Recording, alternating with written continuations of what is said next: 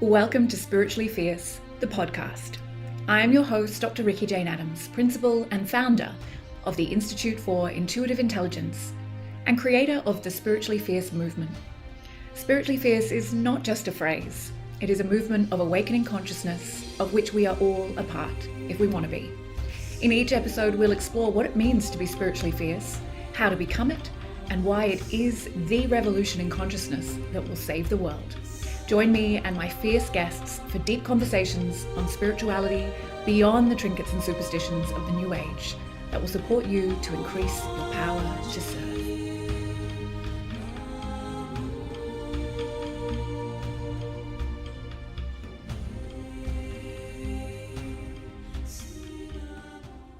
Hello, dear beloveds, and welcome to the Spiritually Fierce podcast, season 3.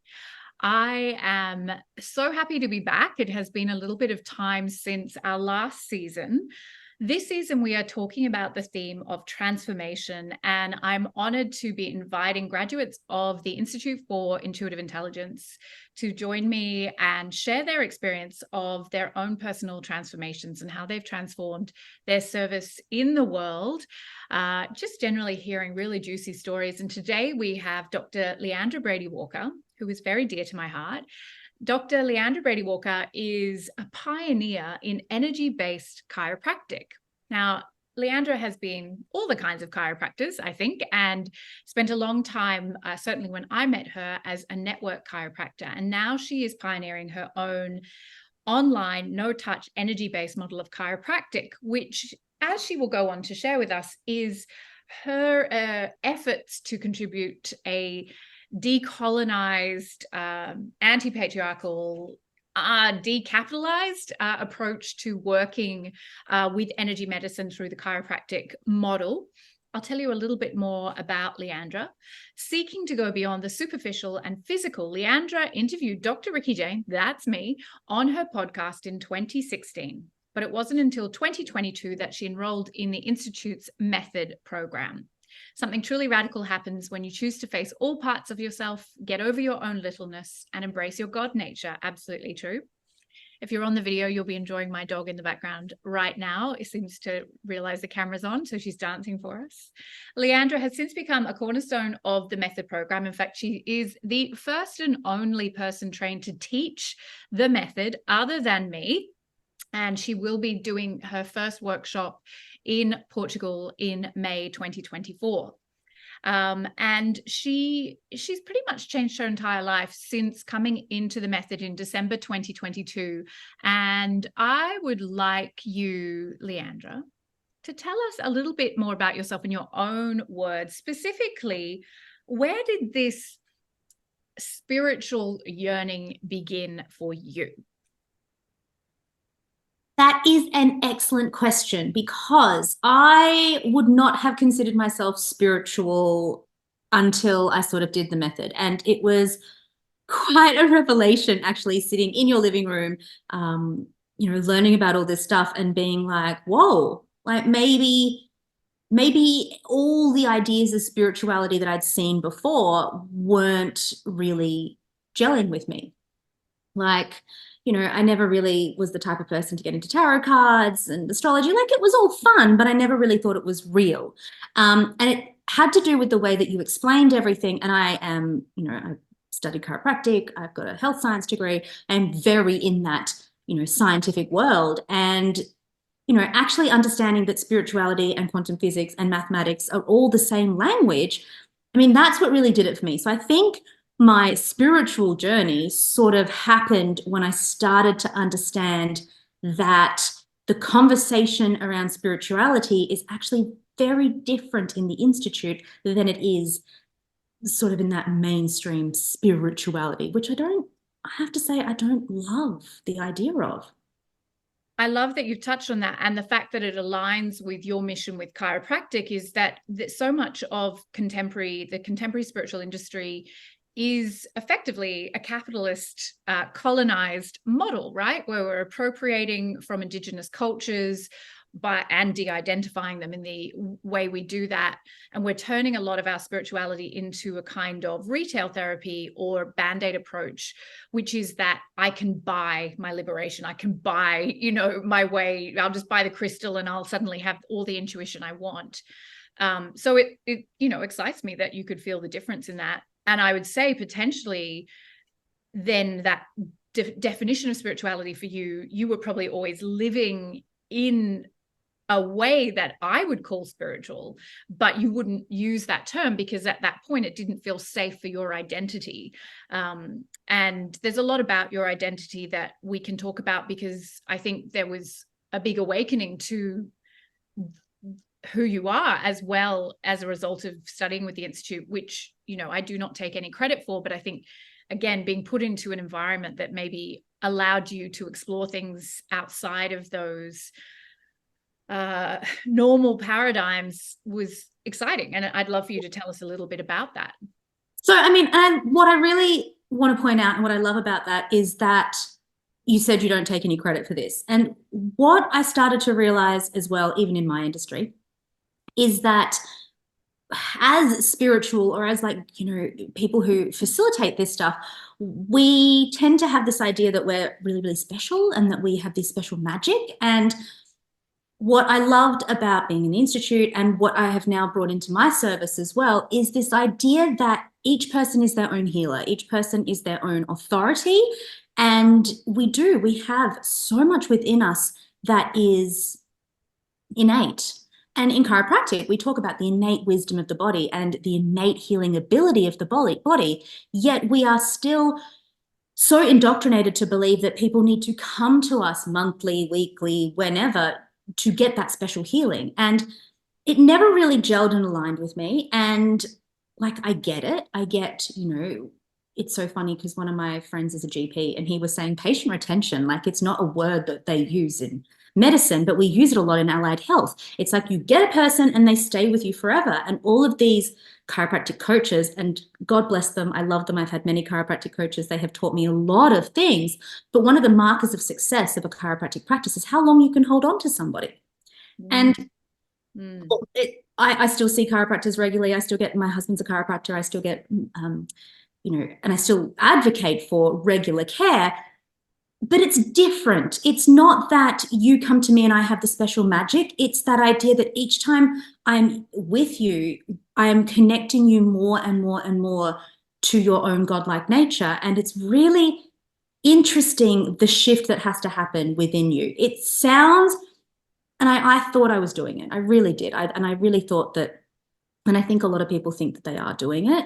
But when you actually have to, and I've had to dismantle a lot of shit in my life. I'm telling you, like selling everything, moving to a country that doesn't have as high cost of living, really, so I can dismantle this idea that, I go into my practice to heal people so that I can live in this capitalist society. And I get the paradox with it. You are getting me at the beginning of my journey. So this is very clunky the way that I'm explaining this. But I just want to pause there because it may be the beginning of your journey, but it's not the beginning of your lived experience, right? And I think all that's happening now is it is being given permission to come to the surface and be openly explored and investigated. And it's we don't know what we don't know until we know it, right? And when we do know, we do better.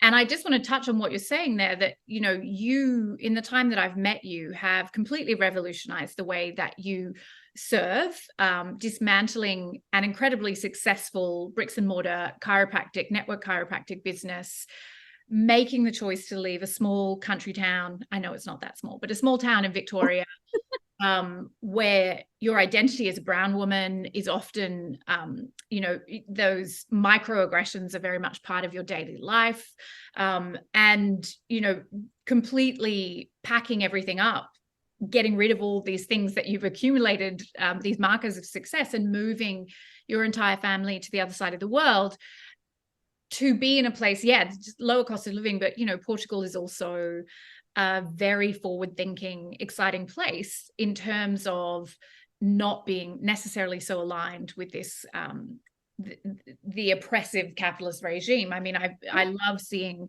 that they have donated more money to Palestine since other countries in Europe have cut their funding.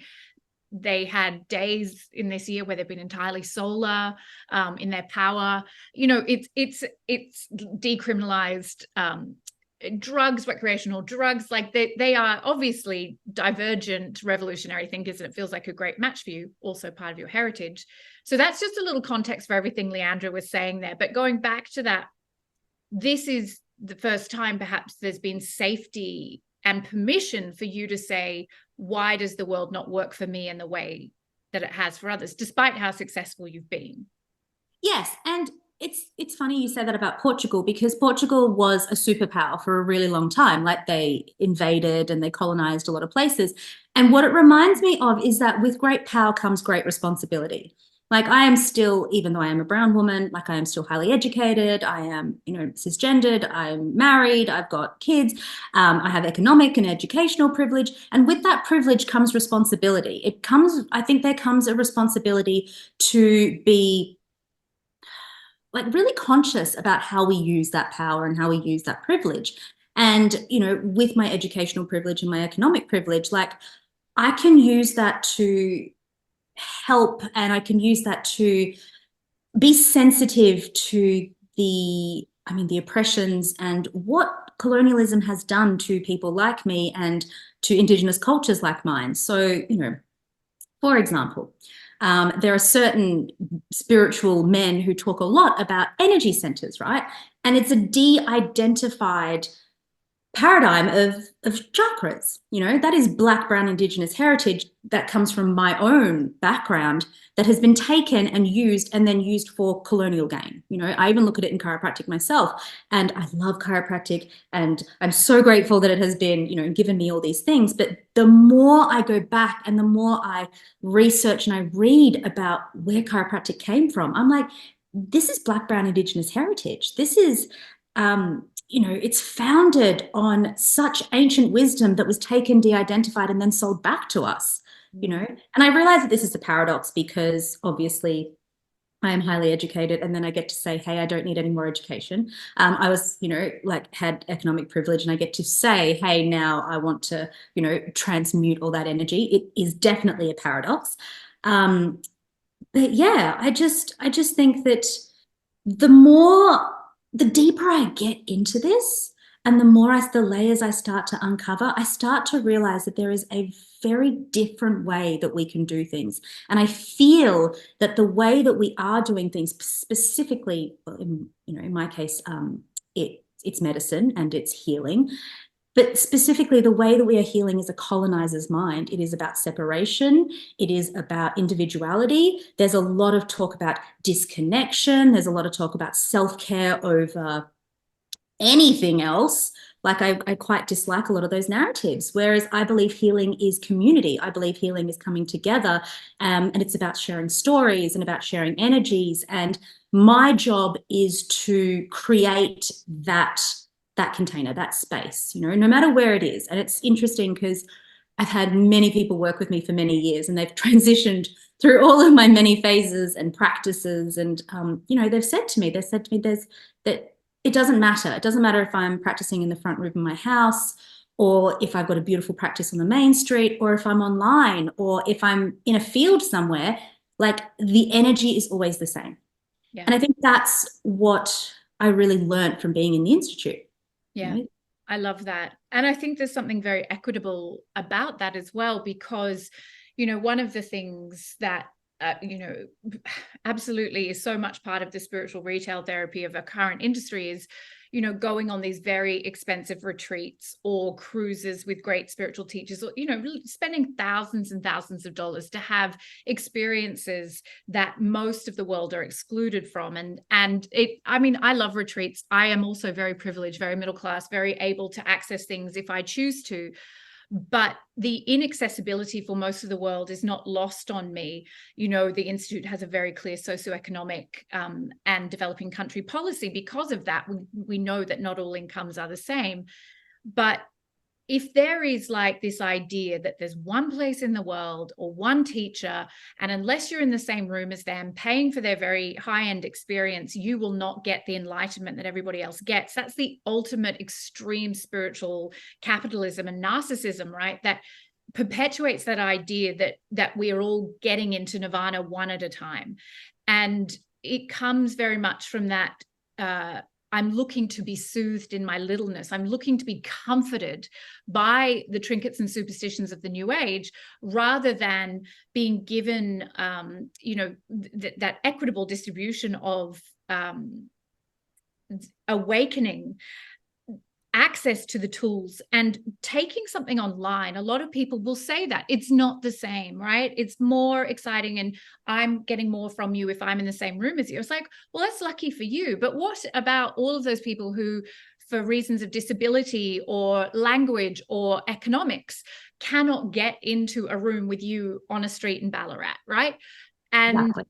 bringing things online, I mean, it allows us to have greater reach, do things at a lower cost, make them more accessible, and effectively take away a lot of that hierarchical nonsense that I need to be on a cruise with some teacher in the Mediterranean in order to be having a really, really great spiritual experience. So excuse my little rant, but it really just occurs to me, we do have this capitalist idea that we could buy our way into heaven, right? That we can if we're lucky enough or we're entitled enough to be wealthy, that we'll get there faster, which is not news. That has been the way religion has been built forever, which is why religion and money are so often intertwined.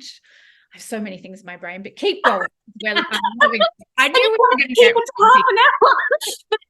Yes, it is exactly the reason I took Lumos Chiropractic and I turned it to Lumos Energy Body and took it online, because it was the most decolonized way I could think of to make my practice and my service more equitable. It's like, I want everybody to have access to this. Like, and again, like, we do live in a capitalist society. Like, I really love it. Like, I love electricity.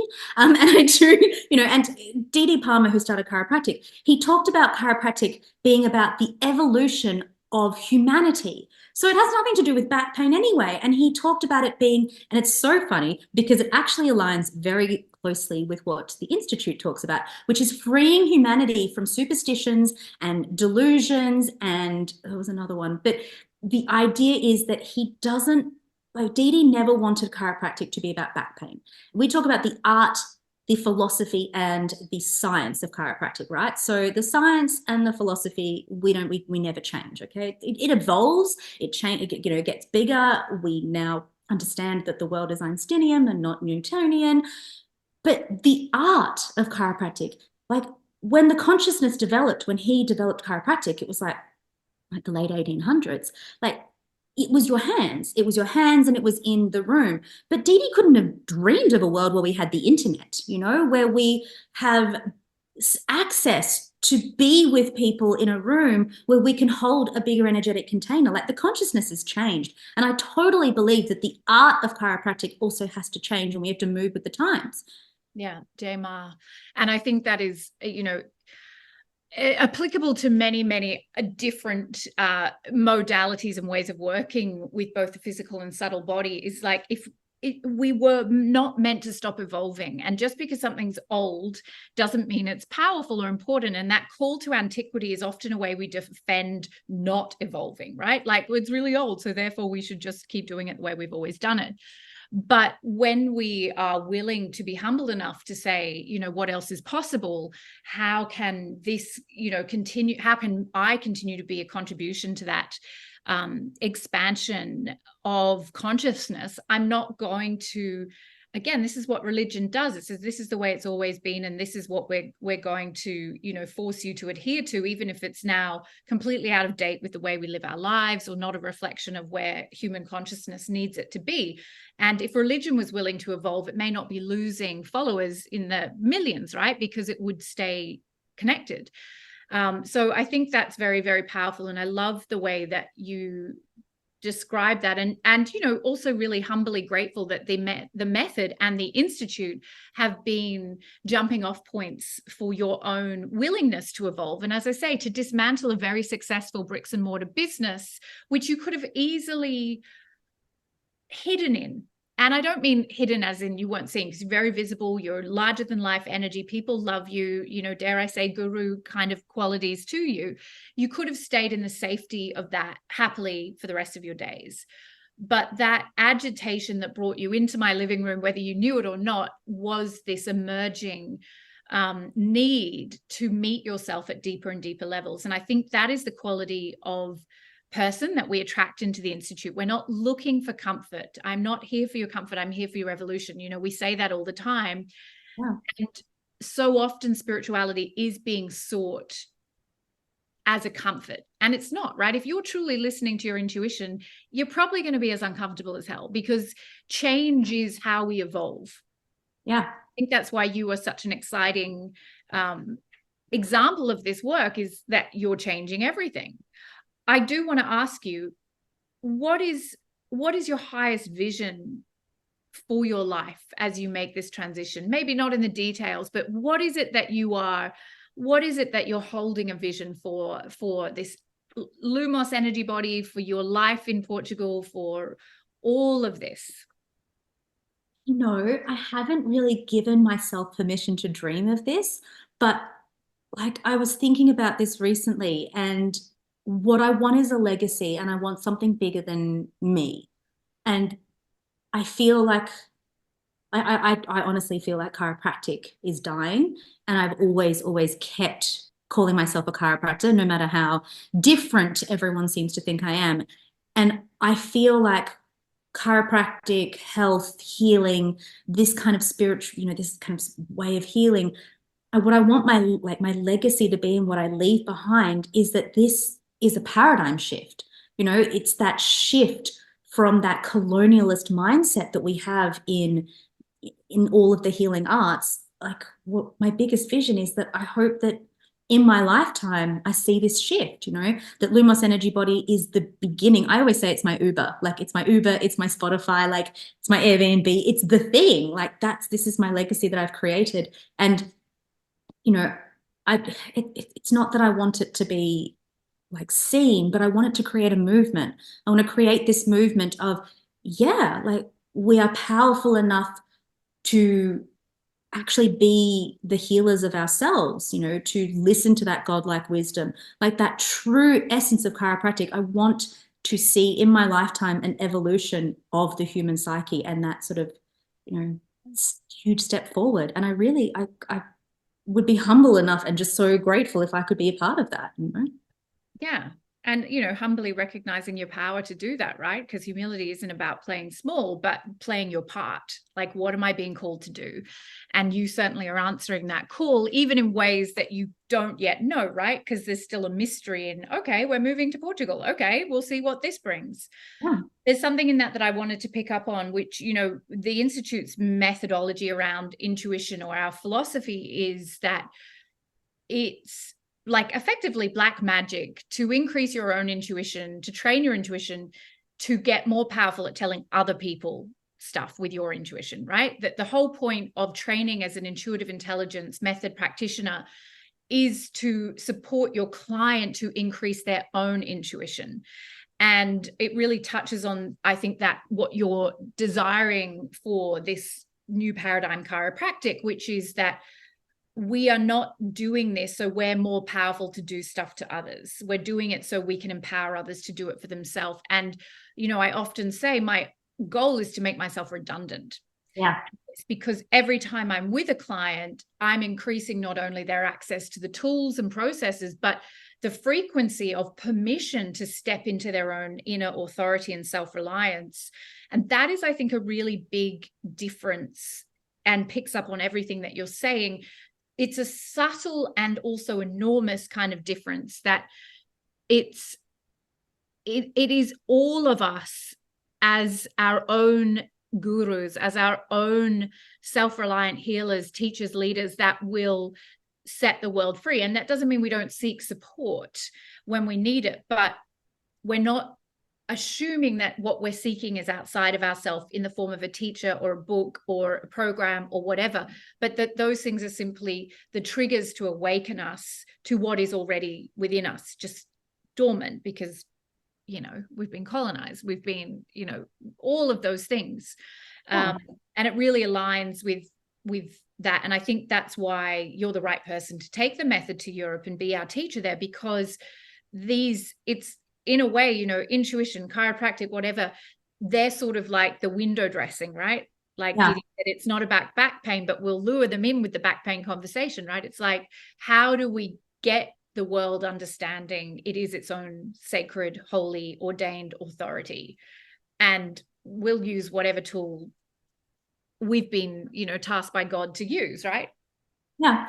And like I looked at it as, because in the method, we talk a lot about fear hunting. Like, what are we most afraid of? And the two things I realized I was most afraid of is being redundant and irrelevant and losing everything. So I was like, cool, how about I give up everything and turn my practice into a place where I will be redundant? Like, why not go towards that? Because if I'm so scared of it, I can't hold on to it. Like, and it's so funny. I remember my funniest story is sitting in the method and doing the training, and what am I so afraid of? And I'm like, oh my God, I've got this vision that I'm like ripping up my beautiful French sheets to like wrap my children's arms up. And because we're leaving and the vibe of our new place doesn't match those sheets, I actually sold those sheets like recently. I'm like, wow, I've come a really long way in a year. So terrified to let them go. And then you know what? Like, and yeah, I think this is the thing. If you are willing to look at what truly terrifies you and actually give that up to God and go, okay. Like, and again, I like to say God, but you can use the word divine consciousness. I just too many syllables for me. But if you really want to give that up and say, okay, this is what I'm terrified of, like, so I'm going to do it and I'm going to give it to you and let's just see. And yeah, you're right. I have no 10-point plan of how this is going to work, but like it gives me more angst to think about just staying here. And you're right. I have a very beautiful, very comfortable life. I had my dream car, my dream practice, like everything was beautiful, like kids in great private schools, like everything. And like literally you wake up and go, cool, so this is it. Yeah. Yeah.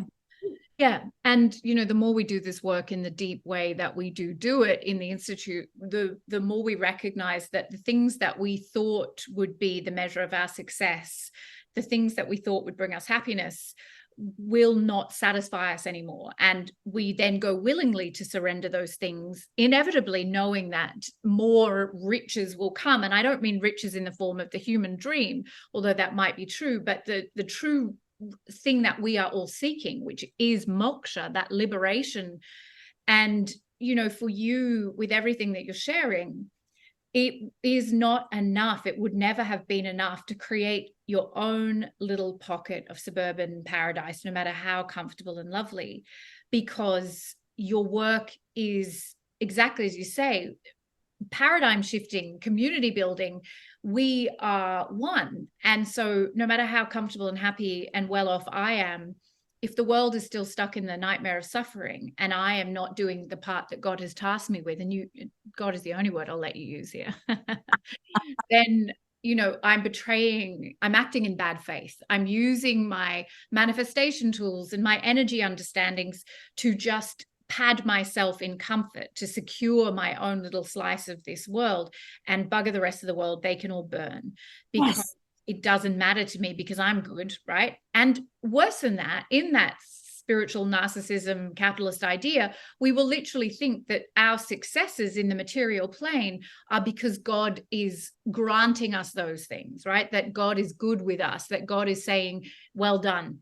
Yep. And this is exactly why, full circle, we've come back to why I never called myself spiritual to begin with, because that never sat well with me. Like, I don't want to buy some amethyst crystal or whatever and then be like, yeah, cool, now I'm spiritual. Like, it never sat well with me that you could be a complete asshole and then you could drum a drum and be like, you could buy the crappiest shit that really is just awful and like is made by small children and flown around the world. And then you're like, no, but it was an amethyst crystal, so it vibes high. It's like, no, like you can't live. And I saw so many people, I still see so many people living in this world where they like their actions do not align with what they're saying. And I love to follow people on Instagram who like make fun of like because it's true. We You do. can't. The industry leaves itself wide open for It mockery. does. And we need to, we need to investigate that by laughter. Laughter is a great medicine for that. Yeah. And I can laugh at myself as well because yes, it's all like hilarious in a dream anyway. And I realized it's so funny because I was telling my friend, I was like, I don't need a fancy car anymore. It's like, I don't need a fancy car because I had it. Like, I get it. Like, we are still human.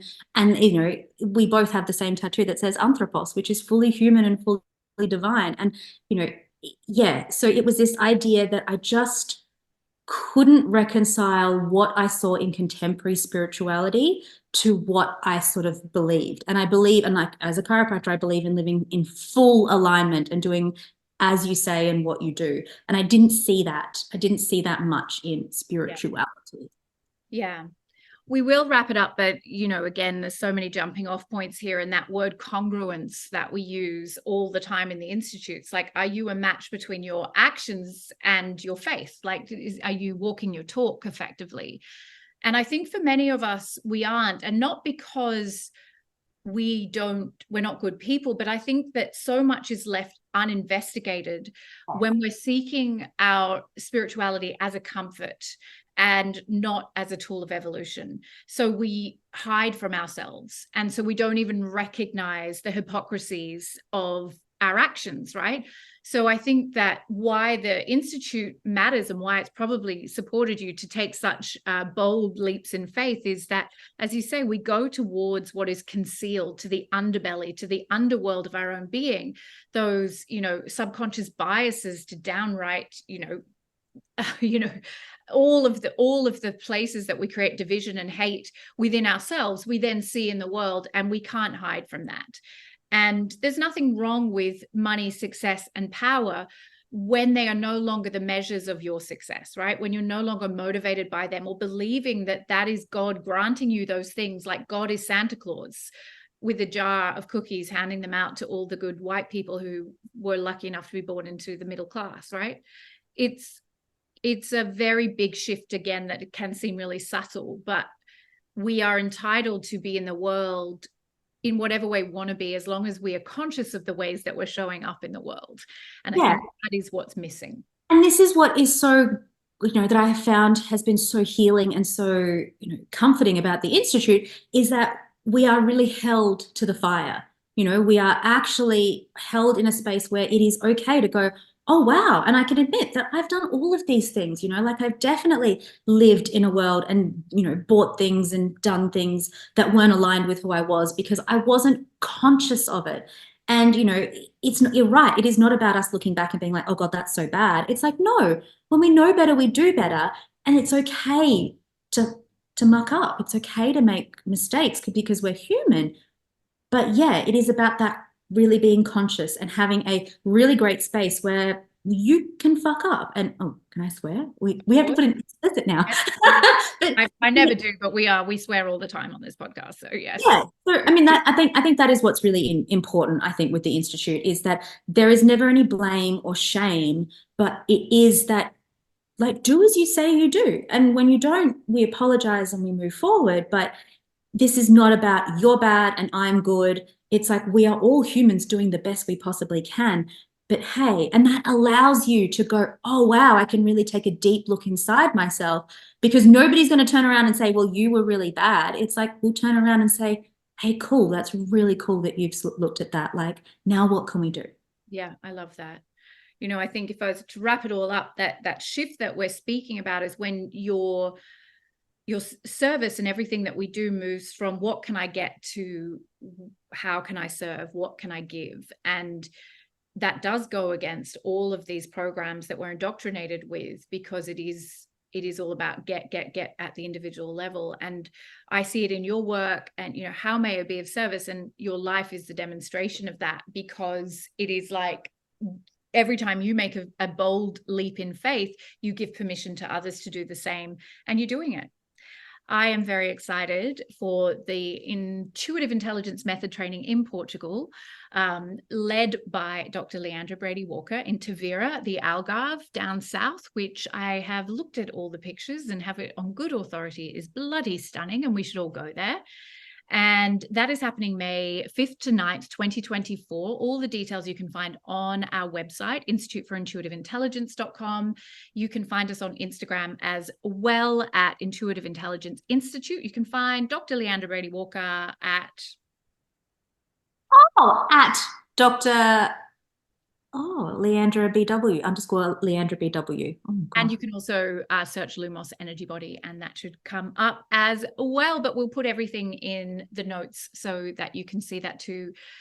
So grateful for your time, my darling. I know you are literally packing as we speak and navigating children who are not at school and all of those things as you prepare for your departure. And I am, really honored to, with every conversation we have, it's such a joy. And thank you to everyone for listening or watching, and we will see you next time.